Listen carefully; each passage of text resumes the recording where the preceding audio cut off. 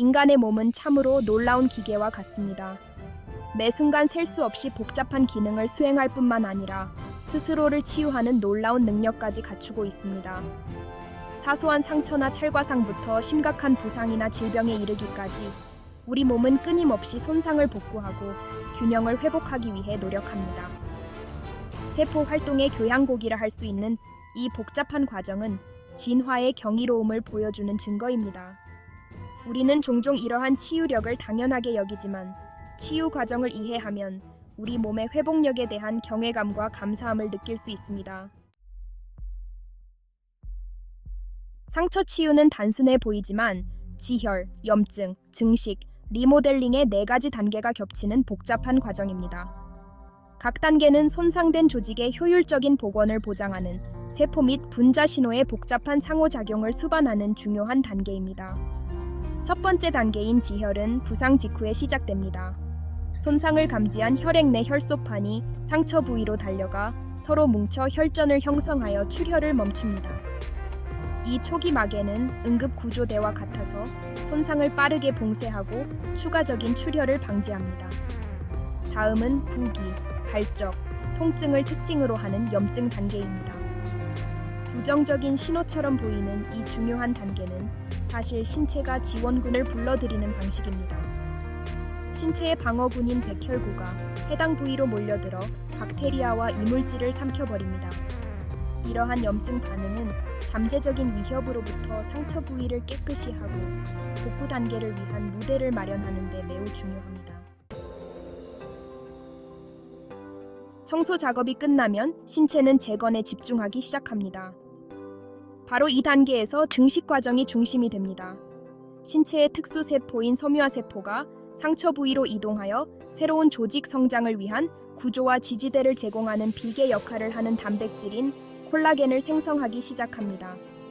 새로운 혈관이 돋아나 손상된 부위에 혈류를 회복시키고 치유에 필수적인 산소와 영양분을 공급합니다. 이러한 세포 활동의 정교한 춤은 상처 부위를 변화시켜 점차 새로운 조직으로 채웁니다.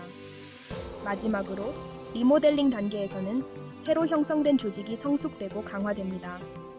콜라겐 섬유가 재정렬되어 더욱 정렬되고 치유된 상처의 인장 강도를 높입니다. 이 마지막 단계는 부상의 심각성에 따라 몇 주, 몇 달 또는 몇 년까지 걸릴 수 있습니다. 종종 주변 피부보다 창백한 흉터는 놀라운 신체의 치유 능력에 대한 증거이지만 원래 손상을 상기시켜주는 역할도 합니다. 인체는 놀라운 치유 능력을 가지고 있지만 무한하지는 않습니다. 나이, 영양, 건강 상태는 치유 속도에 영향을 미칩니다. 만성 질환은 혈액 순환과 면역 기능을 저해할 수 있습니다. 때때로 치유 과정에 문제가 발생할 수 있습니다. 감염은 치유를 지연시키고 조직 손상을 초래할 수 있습니다. 켈로이드는 콜라겐 과다 생성으로 발생합니다. 신체가 특정 조직을 재생하는 데 어려움을 겪을 수 있습니다. 5번째 섹션, 나이 요인, 과도한 치유와 저하된 치유. 나이는 신체의 치유 능력에 중요한 역할을 합니다. 혈액 순환이 활발하고 신진대사가 활발한 어린이는 일반적으로 성인보다 부상에서 훨씬 빨리 치유됩니다. 어린이의 세포는 빠른 성장과 복구를 위해 프로그래밍 되어 있어 찰과상, 배인 상처, 심지어 골절까지 놀라운 속도로 회복할 수 있습니다. 그러나 나이가 들면서 신체의 치유 메커니즘은 점차 느려집니다. 세포 회전율이 감소하고 콜라겐 생성이 감소하며 혈액 순환이 덜 효율적이 됩니다. 이러한 노화 관련 기능 저하는 자연스러운 삶의 일부이지만 감염에 더 취약해지고 부상에서 회복하는 속도가 느려질 수 있습니다.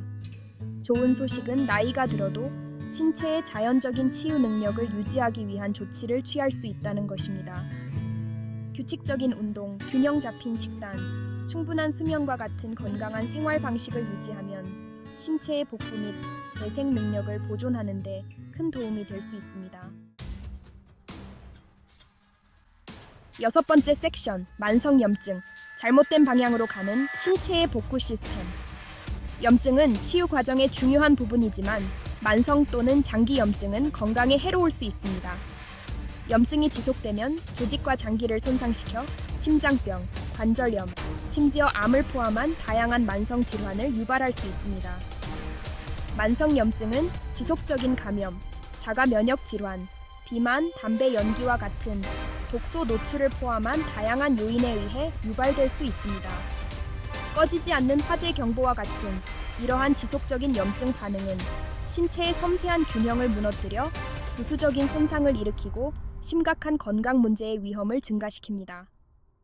최적의 건강을 유지하려면 만성 염증을 줄이는 것이 필수적입니다.